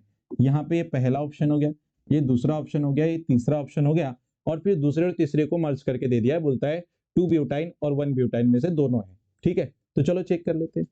अब मैं क्या बोल रहा हूँ ध्यान समझना, एसिडिक स्ट्रेंथ का आपने फॉर्मूला पढ़ा है, ये एसिडिक स्ट्रेंथ का आपने कॉन्सेप्ट पढ़ा है कि कोई भी स्पीसीज जितने ज्यादा H प्लस आयन, सॉरी, कोई भी स्पीसीज जितनी आसानी से H प्लस आयन डोनेट करती है वो उतनी ज्यादा एसिडिक होती है। ठीक है, तो हमने बोला कि जो आपके पास एसिडिक स्ट्रेंथ है वो डिपेंड करती है इलेक्ट्रोनेगेटिविटी पे, और यहाँ पर जो सबसे ज्यादा इलेक्ट्रोनेगेटिविटी होती है वो sp कार्बन की होती है, उससे कम sp2 कार्बन की और उससे कम sp3 कार्बन की इलेक्ट्रोनेगेटिविटी होती है। साथ ही साथ आपको एक बात याद रखना है, परसेंटेज एस कैरेक्टर पे भी एसिडिक स्ट्रेंथ डिपेंड करती है, ऐसे बोले हमने। अब यहाँ पर परसेंटेज एस कैरेक्टर sp वाले कार्बन की तो ज्यादा है, लेकिन आपको ये भी देखना है कि sp वाला जो कार्बन है उससे कोई हाइड्रोजन अटैच है कि नहीं है। तो देखो यहाँ पे 2 sp कार्बन तो आपको दिखाई दे रहे हैं, लेकिन इससे कोई हाइड्रोजन अटैच दिख रहा है क्या? नहीं, मतलब यहाँ पर कोई भी हाइड्रोजन नहीं है। लेकिन यहाँ पर देखो आपके पास जो 1 ब्यूटाइन है उसमें एक कार्बन ऐसा है जिसके पास एक हाइड्रोजन भी है। क्या है? एक हाइड्रोजन है। और ये sp कार्बन और sp कार्बन की जो है एसिडिक स्ट्रेंथ, अगर वहां पे हाइड्रोजन प्रेजेंट है तो उसकी एसिडिक स्ट्रेंथ यहाँ पे बहुत ज्यादा है। मतलब हमारा करेक्ट आंसर क्या हो जाएगा बेटा? बी वाला यहाँ पे क्या हो जाएगा? करेक्ट आंसर हो जाएगा। क्या हो जाएगा? करेक्ट आंसर हो जाएगा। ठीक है जी, बढ़ते ही क्वेश्चन नंबर 9 पे। 9 नंबर पे देखो, निम्न में से कौन सा नाभिक स्नेही प्रतिस्थापन के प्रति सबसे अधिक क्रियाशील है? ठीक है, ऐसे क्वेश्चन आया हुआ था, तो यहाँ पे ध्यान रखना। Reactivity order of nucleophilic substitution reaction, यहाँ पर एक कॉन्सेप्ट बता रहा हूं, उसको याद रखना। ये पढ़ाए थे तो नोट्स में भी हमने नोट डाउन करवाए हैं इसको। ठीक है, अभी जो लेक्चर आ रहे हैं उस पर आपको ये मिल जाएगा कॉन्सेप्ट। क्या बोला जा रहा है देखिए, रिएक्टिविटी ऑर्डर, ये कई बार पूछा जाता है, इंपॉर्टेंट है। Reactivity order of nucleophilic substitution reaction. ठीक है, तो यहां पर बेटा आर आई बॉन्ड का सबसे ज्यादा, आर बी आर उससे कम, आर सी एल उससे कम, और आर एफ सबसे कम। ये ऑर्डर होता है, इसको याद रखना। कॉन्सेप्ट में बता दे रहा हूं, थोड़ा समझ लीजिए।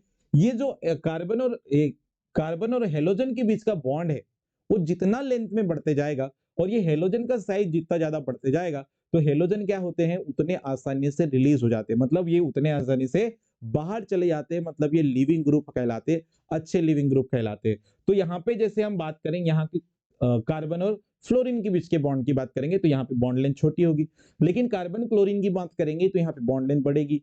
फिर हम कार्बन ब्रोमीन की बात करेंगे तो यहाँ बॉन्ड लेंथ और बढ़ेगी, और यहाँ पर कार्बन आयोडीन की बात करेंगे तो यहाँ पे बॉन्ड लेंथ और बढ़ेगी, क्योंकि हेलोजन का साइज कैसे होते जा रहा है? बढ़ते जा रहा है, बढ़ते जा रहा है। इसलिए जो बॉन्ड होगा ये लार्ज बॉन्ड होगा, लेंथ में बड़ा बॉन्ड है, और इसको तोड़ने के लिए हमको कम एनर्जी की रिक्वायरमेंट है, मतलब ये इजीली ब्रेक हो जाएगा। और जो बॉन्ड जितने आसानी से ब्रेक होगा उसकी रिएक्टिविटी उस मॉलिक्यूल की उतनी ज्यादा बढ़ा देगा। तो यहाँ पर जो आपके पास स्पीसीज दी है उसमें आपको यही करना था, सबसे ज्यादा रिएक्टिव कौन होगा? तो ये एथिल आयोडाइड होगा। यहाँ पे कौन हो जाएगा? Ethyl iodide. देखो सब में एल्किल ग्रुप सेम दिया है, केवल हेलोजन चेंज कर दिया। बड़ा आसान क्वेश्चन था, 2013 में पूछा था पीएनएसटी में, बड़ा सिंपल सा क्वेश्चन था। ठीक है जी, बढ़ते नेक्स्ट क्वेश्चन पे। क्वेश्चन नंबर 10, निम्न में से कौन सा सबसे कम क्षारीय प्रकृति का यौगिक है? ऐसे करके क्वेश्चन आया है, बहुत ही आसान है। यहाँ पे थोड़ा सा प्रिंटिंग मिस्टेक है, इसको थोड़ा सुधार लेते हैं।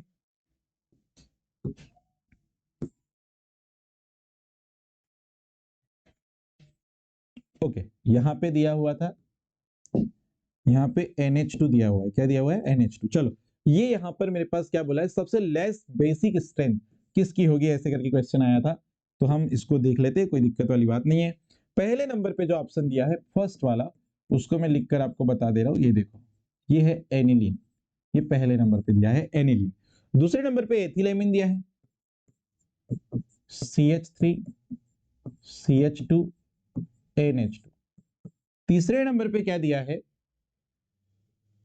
अच्छा, यहां पर थोड़ा सा और मिस्टेक है, कोई नहीं, मैं उसको सुधार दे रहा हूं। यहां पर दिया है बच्चों C2H5 NH C2H5 ये ऐसे दिया हुआ है, उसको मैं रीअरेंज करके लिख दे रहा हूँ NH है, ठीक है जी।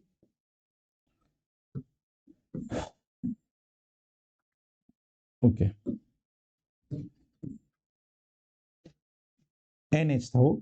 और ये वाला जो है डी वाला जो आपको दिखाई दे रहा है, डी वाला जो ऑप्शन है आपके पास वो क्या है, डी वाला जो आपके पास ऑप्शन है वो क्या है, पैरा नाइट्रो एनिलीन। मतलब ये कुछ ऐसे दिख रहा है, पैरा नाइट्रो एनिलीन ये है, ठीक है। चल चारों ऑप्शन मैंने लिख दिया है, जल्दी जल्दी चेक करते हैं। देखो मैंने आपको पहले भी बताया है कि जब भी नाइट्रोजन बेंजीन रिंग के साथ है तो रेजोनेंस में, और रेजोनेंस में है तो यहाँ का जो नाइट्रोजन है वो तो यहाँ रेजोनेंस में जा रहा है, कॉन्जुगेशन में तो काय में जा रहा है, रेजोनेंस में। सिमिलरली यहाँ पे भी नाइट्रोजन का जो लोन पेयर है वो कहाँ जा रहा है, रेजोनेंस में, ठीक है। लेकिन ये जो एलिफेटिक एमीन है इसमें नाइट्रोजन कॉन्जुगेशन में नहीं जा रहा है, मतलब इनकी बेसिक स्ट्रेंथ ज्यादा होगी एनिलीन के कंपेयर में। एनिलीन के कंपेयर में इनकी बेसिक स्ट्रेंथ क्या है, ज्यादा। और हमको पूछा क्या है सबसे लेस एसिडिक, तो हम ये दोनों में देखेंगे, ये दोनों लेस एसिडिक है। अब दोनों में से यहाँ ये देखना है, यहाँ पे ना बेटा एक -M ग्रुप लगा हुआ है पैरा पोजीशन पे, कौन सा इफेक्ट वाला, -M। और माइनस वाले जो ग्रुप होते हैं बेसिक स्ट्रेंथ की अगर मैं बात करूं, क्षारीय प्रकृति की बात करूं, तो पॉजिटिव इफेक्ट वाले जो ग्रुप होते हैं, पॉजिटिव इफेक्ट वाले जो ग्रुप होते हैं वो एसिडिक स्ट्रेंथ को बढ़ाते हैं, और नेगेटिव इफेक्ट वाले जो ग्रुप होते हैं वो acidic strength, sorry, positive effect वाले जो ग्रुप होते हैं वो बेसिक स्ट्रेंथ को बढ़ाते हैं, और नेगेटिव इफेक्ट वाले जो ग्रुप होते हैं वो बेसिक स्ट्रेंथ को क्या करते हैं बच्चों, कम करते हैं। क्लियर। तो यहां पर बेटा जो एनिलीन में यहाँ पैरा पोजीशन पे जो नाइट्रो ग्रुप लगा है वो -M इफेक्ट शो करता है, -M इफेक्ट अगर शो कर रहा है तो वो इलेक्ट्रॉन को विड्रॉ कर रहा है, इलेक्ट्रॉन को विड्रॉ करेगा तो ये लोन पेयर कहाँ शिफ्ट हो रहा है, आपका कॉन्जुगेशन में, तो बहुत ज्यादा स्पीडली वो कॉन्जुगेशन में आएगा। तो यहाँ पे इसकी जो क्या बोलना चाहिए, इलेक्ट्रॉन डेंसिटी हो जाएगी नाइट्रोजन के पास लोन पेयर की, वो बहुत ही कम हो जाएगी, मतलब वो आसानी से लोन पेयर देने वाला नहीं है। इसलिए हमारा करेक्ट आंसर हो जाएगा para nitro aniline. Para nitro क्या हो जाएगा, एनिलीन यहाँ पे करेक्ट आंसर हो जाएगा, पीएनएसटी में पूछा गया था 2013 में। बढ़ते नेक्स्ट क्वेश्चन के ऊपर। देखो कंपाउंड जो डाइमर के फॉर्म में पाया जाता है, सबसे पहले जो मॉलिक्यूल दिए उसके अपन स्ट्रक्चर बना लेते हैं, फिर इसका आंसर देखेंगे, ठीक है जी। तो पहला नंबर है एसीटोन का, एसीटोन को अपन ऐसे लिखते हैं, ये है एसीटोन। दूसरे नंबर पे है एसिटेल्डिहाइड, एसिटेल्डिहाइड को अपन ऐसे लिखते हैं CH3 C double bond O और ये H है। फिर है एसिटिक एसिड, एसिटिक एसिड को अपन लिखते हैं कुछ ऐसे। और लास्ट में है एसीटोनाइट्राइल, इसको अपन लिखते हैं CH3CN, ठीक है। तो ये चार मॉलिक्यूल है, डाइमर फॉर्म में कैसे पाया जाता है, कौन पाया जाता है, ऐसे करके क्वेश्चन पूछ रहा है। तो डाइमर का मतलब क्या है, दो मॉलिक्यूल आपस में अगर जुड़े हुए हैं तो उसको हम डाइमर बोल देते हैं, या उसको द्विलक बोल देते हैं। तो ये चारों मॉलिक्यूल में ऐसा कौन सा मॉलिक्यूल है जो डाइमर बनाएगा, तो उसका करेक्ट आंसर है बेटा यहाँ पर कौन सा, यहाँ पे करेक्ट आंसर है आपके पास क्या, एसिटिक एसिड, सी वाला। क्यों, क्योंकि ये जब सॉल्यूशन फॉर्म में या लिक्विड फॉर्म में रहता है तो एसिडिक एसिड जो है बच्चों ये हाइड्रोजन बॉन्ड फॉर्म करता है, क्या फॉर्म करता है, हाइड्रोजन बॉन्ड। इसके दो मॉलिक्यूल जो होते हैं वो आपस में हाइड्रोजन बॉन्ड के थ्रू क्या होते हैं, आपस में जुड़ जाते हैं। कैसे हो जाते हैं, जुड़ जाते हैं। देखो ये हाइड्रोजन ऑक्सीजन के साथ एक बॉन्ड बना लेगा, और ये वाला जो हाइड्रोजन है ऑक्सीजन के साथ यहाँ बॉन्ड बना लेगा, और ये दोनों मॉलिक्यूल जो है एसिटिक एसिड के आपस में जुड़ जाएंगे। ये जो हाइड्रोजन बॉन्ड यहाँ पे आपको दिखाई दे रहा है, इस हाइड्रोजन बॉन्ड को अपन क्या नाम देते हैं बताओ, इसको हम नाम देते हैं बेटा inter molecular hydrogen bond. Hindi में क्या बोलेंगे बच्चों, अंतर अणुक हाइड्रोजन बंध। तो अंतर अणुक हाइड्रोजन बॉन्ड पाया जाता है किसपे, एसिटिक एसिड मॉलिक्यूल में। इसी कारण से आपस में हाइड्रोजन बॉन्ड से क्या हो जाते, जुड़ जाते, और क्या बना लेते, डाइमर। मतलब दो मॉलिक्यूल आपस में जुड़ गए और क्या बना लिए, डाइमर। इसी को अपन बोलते हैं डाइमर, द्विलक। इसलिए आंसर हमारा क्या हो जाएगा, सी। बाकी जो तीन मॉलिक्यूल है इनमें हाइड्रोजन बॉन्डिंग नहीं पाई जाती, और ये आपस में जुड़कर डाइमर नहीं बना सकते। क्लियर है जी। क्वेश्चन कहां पूछा था देख लीजिए, पीएनएसटी में पूछा गया था, 2013 में क्वेश्चन आया हुआ था। कब आया था, 2013 में ये क्वेश्चन देखने को मिला था बेटा। बढ़ते ही नेक्स्ट क्वेश्चन के ऊपर, क्वेश्चन नंबर आता है 12।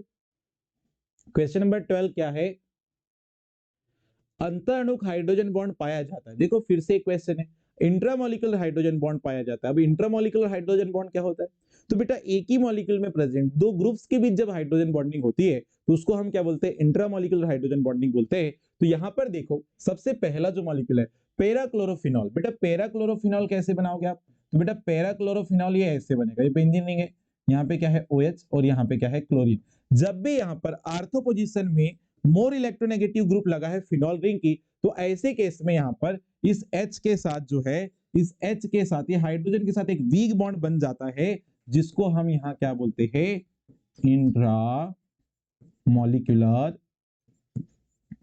Hydrogen bond. तो ये भैया पहले वाले ऑप्शन में तो बना, पहला जो आपका मॉलिक्यूल था आर्थोक्लोरोफिनॉल उस पे तो बना, सॉरी मैंने पैराक्लोरोफिनॉल है ना पहले वाले में, ठीक है, ये बी वाला है आर्थोक्लोरोफिनॉल, इसको अपन क्या बोलेंगे, इसको अपन बोलेंगे आर्थोक्लोरोफिनॉल।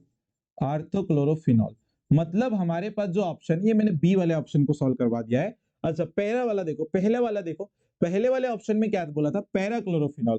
पैराक्लोरोफिनॉल कैसे देखोगे, ए ऑप्शन, ये कौन सा अभी मैंने बता दिया बी। ए वाला देखो, ए वाला क्या था, पैराक्लोरोफिनॉल। क्या पैराक्लोरोफिनॉल कैसे लिखोगे आप, ये इस टाइप से 1,4 पोजीशन पैरा होती है, तो ये पैराक्लोरोफिनॉल है। और ये पैराक्लोरोफिनॉल जो आपको दिखाई दे रहा है, इस पे बेटा जब ये लिक्विड फॉर्म में होगा तो ये बेटा इनमें दो पैराक्लोरोफिनॉल मॉलिक्यूल जब आपस में जुड़ते हैं, यहां पर जब ये जुड़ेंगे तो इनके बीच में जो है इंटरमॉलिक्यूलर हाइड्रोजन बॉन्ड होगा। कौन सा, इंटरमॉलिक्यूलर, यहां पे जो है इंटरमॉलिक्यूलर होगा, इंटरमॉलिक्यूलर हाइड्रोजन बॉन्ड होगा। तो ये तो आंसर नहीं होगा क्योंकि हमको इंट्रा पूछा था, तो पहला वाला तो गलत हो गया, पहला वाला क्या हो गया, गलत। दूसरे में तो है, दूसरे में है, ठीक है। फिर देखो पैराडाइक्लोरोबेंजीन बोल रहा है, पैराडाइक्लोरोबेंजीन कैसे लिखोगे आप, पैराडाइक्लोरोबेंजीन कैसे लिखोगे, तो क्लोरीन की 1,4 पोजीशन में अगर क्लोरीन है तो इसको पैराडाइक्लोरोबेंजीन बोलते हैं। इस पे नहीं पाया जाता हाइड्रोजन बॉन्ड, ठीक है, इस पे हाइड्रोजन बॉन्ड नहीं है। और आर्थोडाइक्लोरोबेंजीन डी नंबर पे, आर्थोडाइक्लोरोबेंजीन ये कैसे लिखोगे, 1,2 पोजीशन में क्लोरीन है, यहां पे भी कोई हाइड्रोजन बॉन्डिंग नहीं होती है, ठीक है जी। तो हमारे पास करेक्ट आंसर कौन सा हो जाएगा, बी, सी और डी हमारे पास ये गलत ऑप्शन होंगे। इसके बाद जो नेक्स्ट क्वेश्चन आ रहा है क्वेश्चन नंबर 13, इसको आप एक बार खुद से कर लीजिए जब तक हम थोड़ा सा पानी ले लेते हैं, ठीक है। तो इसको जल्दी से आप कर लीजिए।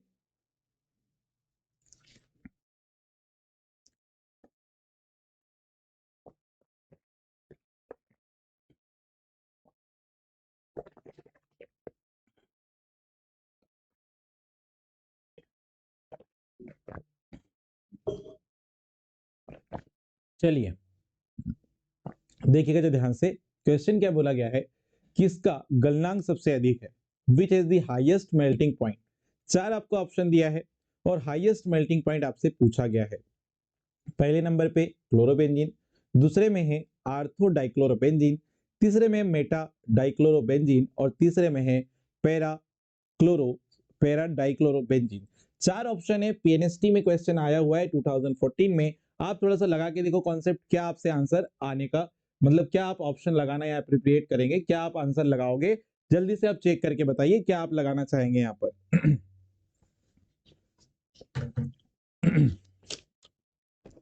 जल्दी से अगर आपको लग रहा है कोई क्वेश्चन ऐसा लग रहा है तो बिल्कुल कमेंट कर दीजिए कि भाई किसमें यहाँ पर ज्यादा मेल्टिंग पॉइंट होगा, हाईएस्ट मेल्टिंग पॉइंट होगा। चलिए इसके पीछे के कॉन्सेप्ट पे आते हैं। तो यहाँ पर भी आपको थोड़ा सा एक कॉन्सेप्ट लगाना है, पहले तो स्ट्रक्चर बना लो आप।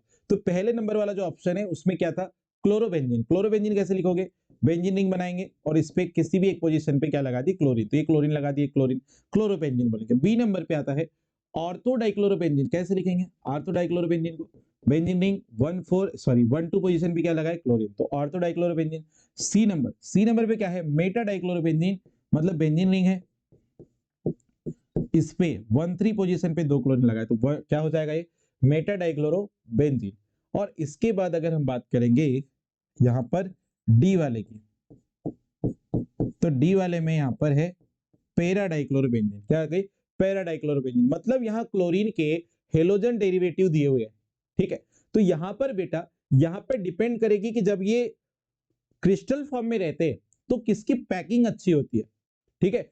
पैकिंग किसकी अच्छी होगी, जिसकी पैकिंग अच्छी हो रही है उसकी, उसका क्या बोलना चाहिए, स्ट्रक्चर बहुत स्ट्रांग होता है, मतलब उसका लैटिस बहुत स्ट्रांग होता है। और लैटिस स्ट्रांग होगा तो इस केस में उसका मेल्टिंग पॉइंट कैसे आएगा, ज्यादा आएगा।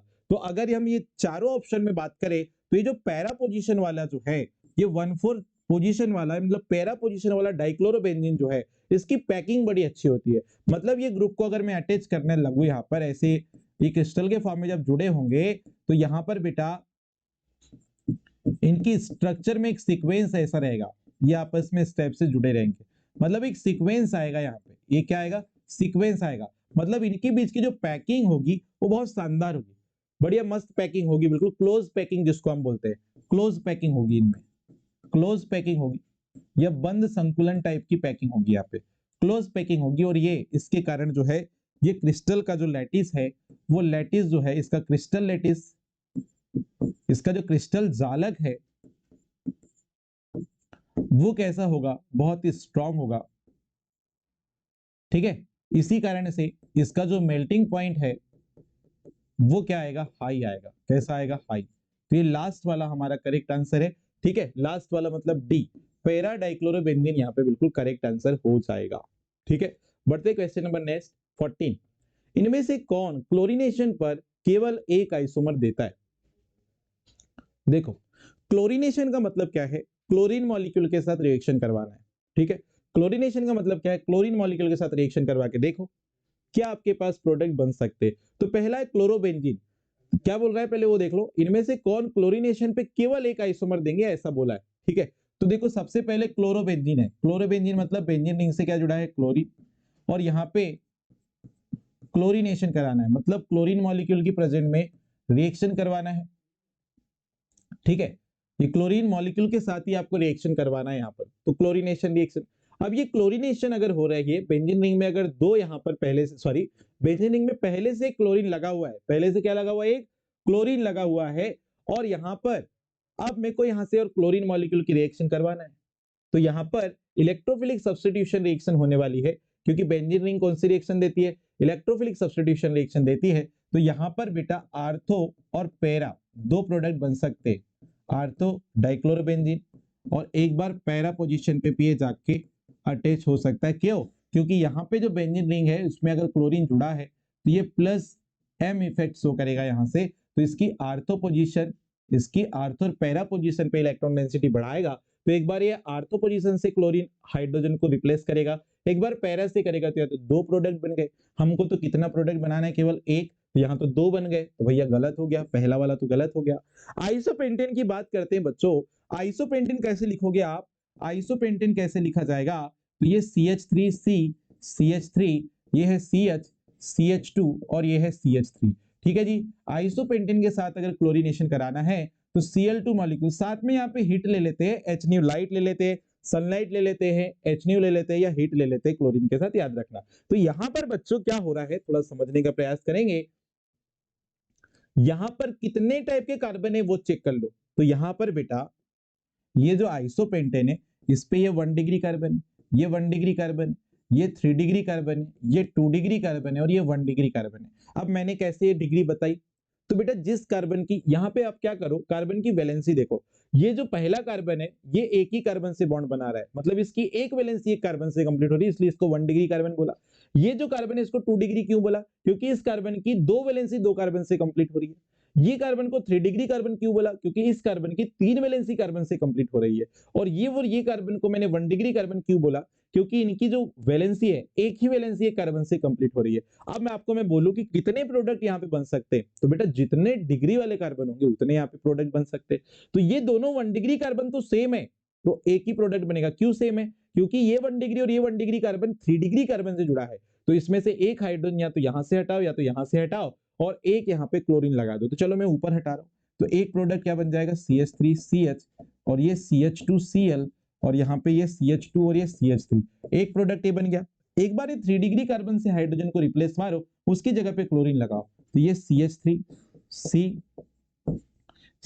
यहाँ पे Cl और ये CH2 और ये CH3, दो प्रोडक्ट बन गए। अच्छा ये 2 डिग्री वाले से एक हाइड्रोजन हटाओ और उस पर क्लोरीन लगाओ, तो ये CH3 CH CH3, यहाँ पे है CH और CH3 और यहाँ पे क्या लगा दी, क्लोरीन। ओके, और ये वाले 1 डिग्री पे एक हाइड्रोजन हटा के एक क्लोरीन लगा दो, तो ये CH3CH CH3CH2 और ये आ गया CH2 और यहाँ पे क्या आ गया Cl। तो बताओ यहाँ पर कितने प्रोडक्ट बनेंगे, 4। यहाँ पे कितने बन गए, 4। और हमको तो एक बोला था बेटा, ये भी गलत हो गया, ये भी गलत हो गया। हमको तो एक बोला था, इसमें तो 4 बना रहे हो, मतलब ये भी ऑप्शन क्या हो चुका है, गलत। नियोपेंटेन, नियोपेंटेन कैसे लिखते हो आप? तो बेटा नियोपेंटेन इस तरह से लिखा जाता है, कार्बन के साथ 4 मेथिल ग्रुप ऐसे लगे हुए हैं, इसको अपन नियोपेंटेन बोलते हैं। और नियोपेंटेन में अगर मेरे को क्लोरीनेशन करवाना है Cl2H के साथ, तो मुझे एक बात बता दो जल्दी से, हाँ, यहाँ पे कितने डिग्री कार्बन है वो चेक कर लो। आप कार्बन की डिग्री चेक कर लो, ये 1 डिग्री कार्बन, ये 1 डिग्री कार्बन, ये 1 डिग्री कार्बन, ये 1 डिग्री कार्बन, और ये है 4 डिग्री कार्बन। कितने डिग्री, 4 डिग्री। अब मुझे एक बात बताओ, यहाँ पर जो 1 डिग्री कार्बन है चारों के चारों, वो किससे जुड़े, 4 डिग्री कार्बन से। मतलब इनके पास हाइड्रोजन दिखाई दे रहे हैं आपको 1 डिग्री वालों के पास, यस। और एक किसी भी, चाहे आप यहाँ का हाइड्रोजन रिप्लेस करो क्लोरीन से, यहाँ का करो, यहाँ का करो, यहाँ का करो, एक ही प्रोडक्ट बनेगा बेटा। यहाँ पे चारों 1 डिग्री कार्बन कैसे, सेम। और 4 डिग्री में रिप्लेस करने के लिए हमारे पास तो हाइड्रोजन है ही नहीं है, ठीक है कि नहीं है? तो यहाँ हाइड्रोजन है नहीं, तो यहाँ से कोई प्रोडक्ट नहीं बनेगा। इन चारों में से एक हाइड्रोजन रिप्लेस करके कोई भी प्रोडक्ट बनाओ, तो हमारे पास करेक्ट आंसर क्या आ जाएगा, देखो, CH3, CH3, CH3, और ये CH2, और ये क्या है, Cl। आप चाहे यहां से एक हाइड्रोजन हटा के Cl लगाओ, चाहे आप यहां से एक हाइड्रोजन हटा के Cl लगाओ, चाहे आप यहां से एक हाइड्रोजन हटा के Cl लगाओ, सेम प्रोडक्ट बनेगा, सेम। इसलिए यहां पर केवल एक ही प्रोडक्ट बन सकता है, इसलिए करेक्ट आंसर हमारे पास क्या आ जाएगा, बताइए, सी वाला करेक्ट आंसर आ जाएगा। नॉन ऑफ दिस नहीं होगा, सी वाला करेक्ट आंसर आ जाएगा। पीएनएसटी में बच्चों कब पूछा था क्वेश्चन, बताइए, 2014 में ये क्वेश्चन आया हुआ था। ठीक है, बढ़ते क्वेश्चन नंबर नेक्स्ट पे। क्वेश्चन नंबर नेक्स्ट क्या है, 15 नंबर पे, what is the most stable conformation of n butane. N butane में बेटा अगर आप आइसोमेरिज पढ़ रहे हैं और उसमें आप ये देख रहे हो कि कंफर्मेशन ऑफ एन ब्यूटेन, तो एन ब्यूटेन में कितने कंफर्मेशन फॉर्म होते हैं, 4। मैं आपको बना के बता रहा हूँ, थोड़ा सा प्रयास करना समझने का। तो यहाँ पे एन ब्यूटेन में बेटा 4 कंफर्मेशन फॉर्म होती है। देखिएगा ध्यान से, एक जो कंफर्मेशन होती है इसमें सबसे पहले मैं चलो इसको थोड़ा समझा भी देता हूँ। एन ब्यूटेन को लिखते कैसे हो आप, एन ब्यूटेन होता है CH3, CH2, CH2, और ये होता है CH3। ठीक है, इसमें अगर मैं नंबरिंग करूं कार्बन पे, ये 1, ये 2, ये 3 और ये 4 कार्बन है। अब ये जो सेकेंड कार्बन और थर्ड कार्बन है, इसको आप जब इसका कंफर्मेशन आइसोमेरिज्म बताया जाता है, तो यहाँ पे सेकेंड और थर्ड कार्बन को न्यूमेन प्रोजेक्शन के जो स्ट्रक्चर में रिप्रेजेंट करते हो आप। सेकेंड कार्बन को जो है इसको आप बताते हो किससे, इसको आप बताते हो पॉइंट से। किससे रिप्रेजेंट करते हैं इसको, पॉइंट से, पॉइंट मतलब डॉट से। और थर्ड कार्बन को किससे रिप्रेजेंट करते हैं, सर्कल, सर्कल मींस गोले से। ठीक है, तो यहां पर अगर मेरे को इसका स्ट्रक्चर बनाना है न्यूमेन प्रोजेक्शन में, न्यूमेन प्रोजेक्शन में अगर इसका स्ट्रक्चर बनाना है, तो पहला देखो सेकंड कार्बन को किससे रिप्रेजेंट किया, पॉइंट से, और थर्ड कार्बन को इससे रिप्रेजेंट किया, सर्कल से। अब देखो सेकंड कार्बन पे कितने हाइड्रोजन लगे थे बच्चों, 2।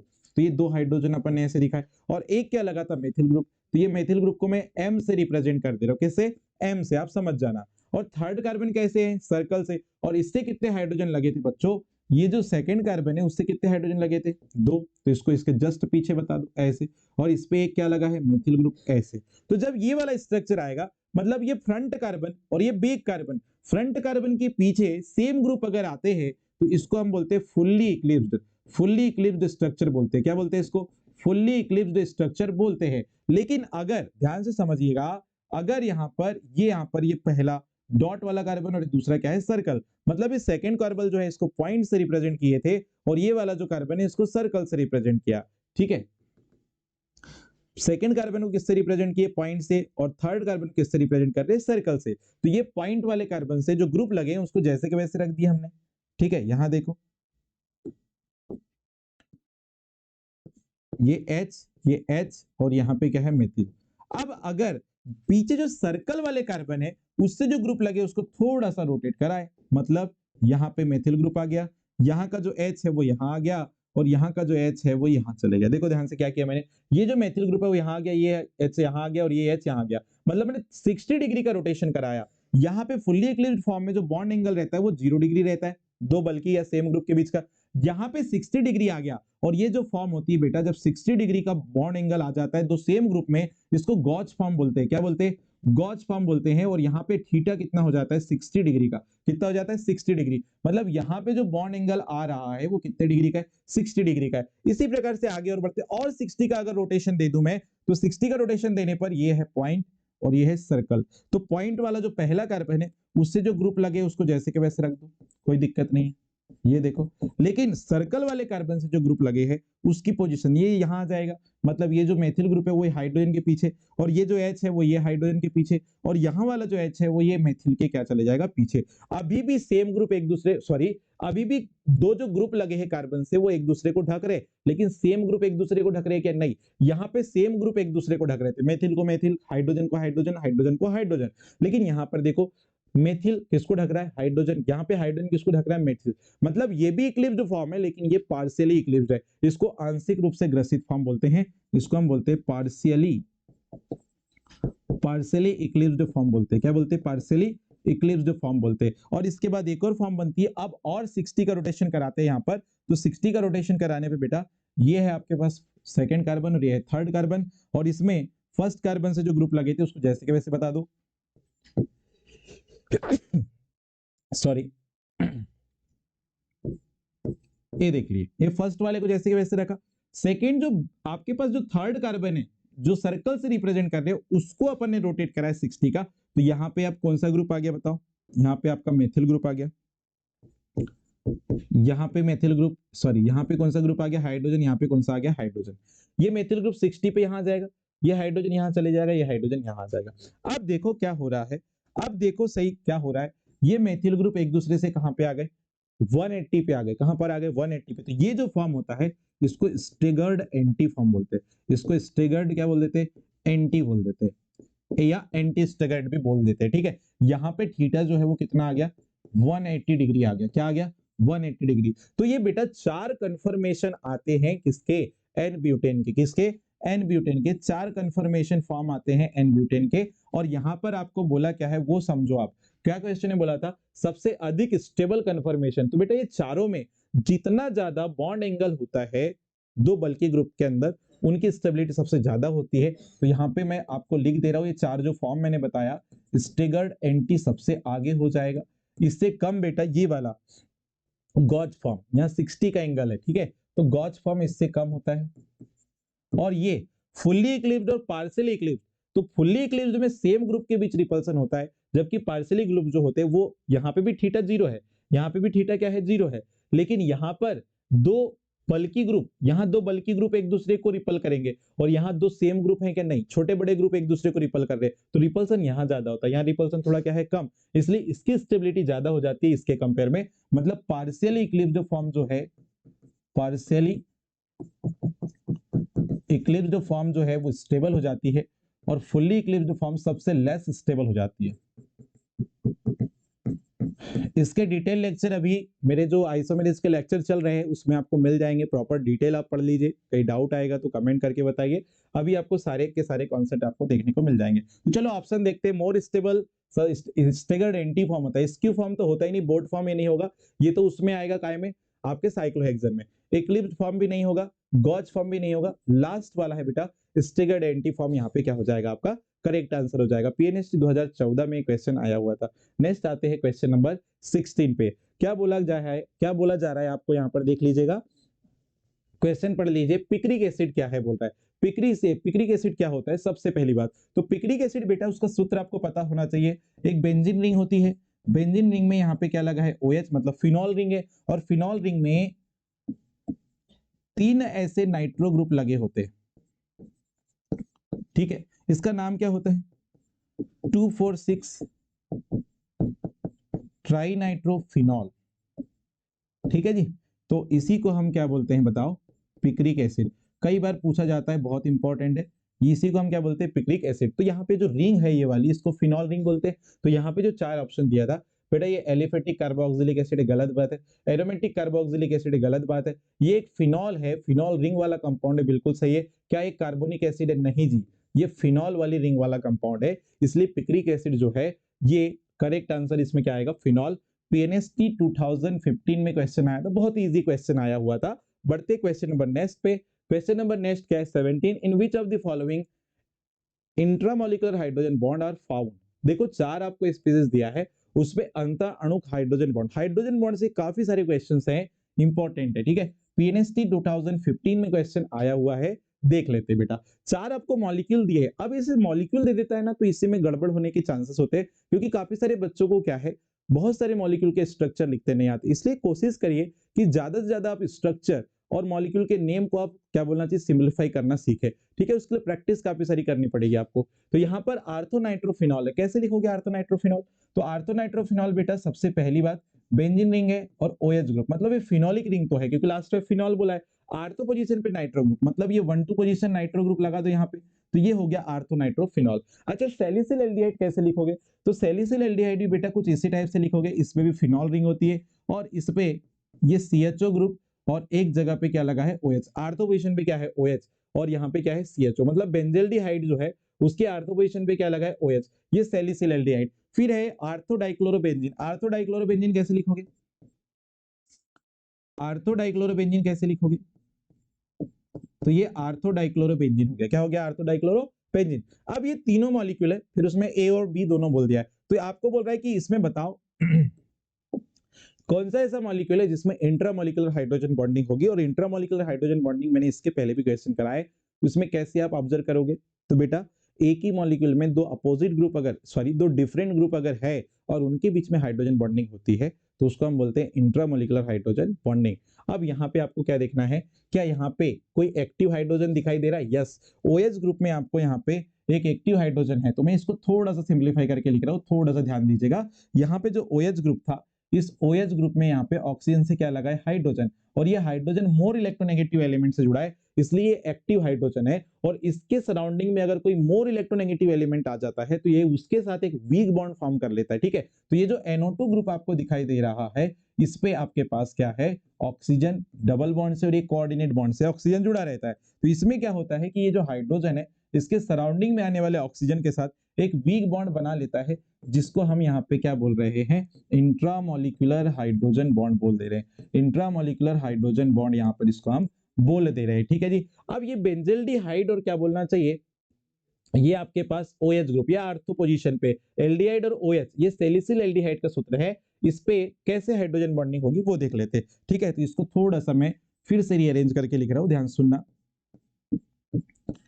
ये आपके पास है कीटोन, मतलब एल्डिहाइड ग्रुप है, सॉरी, और यहाँ पे क्या था आपका? OH ग्रुप है। क्या है? OH group. यहाँ पे क्या आपको कोई एक्टिव हाइड्रोजन दिख रहा है? यस, ये वाला जो हाइड्रोजन है एक्टिव हाइड्रोजन है और इसके सराउंडिंग में मोर इलेक्ट्रोनेगेटिव एलिमेंट आ रहा है, तो इसके साथ ही वीक बॉन्ड बनाएगा, जिसको हम क्या बोलेंगे? Intramolecular hydrogen bond. मतलब A और B तो डन है, ये क्लोरीन क्लोरीन के बीच हाइड्रोजन बॉन्डिंग थोड़ी ना होगी, मतलब यहाँ हाइड्रोजन बॉन्ड नहीं पाया जाएगा। तो A और B बिल्कुल करेक्ट है, इसलिए ऑप्शन डी बिल्कुल करेक्ट है, क्योंकि A और B दोनों के दोनों में इंट्रामॉलिक्यूलर हाइड्रोजन बॉन्डिंग आपको देखने को मिलेगी। ठीक है जी। तो अभी जो हमने क्वेश्चंस किए हैं, 17 क्वेश्चन जो किए हैं, ये बहुत ही इंपॉर्टेंट क्वेश्चन है। इसी के बाद और 3 लेक्चर यहाँ पर जनरल ऑर्गेनिक केमिस्ट्री क्वेश्चन के सॉल्यूशन के साथ हम लेकर आएंगे और उसमें प्रॉपर डिटेल सॉल्यूशन आपको मैं देने का पूरा प्रयास करूंगा।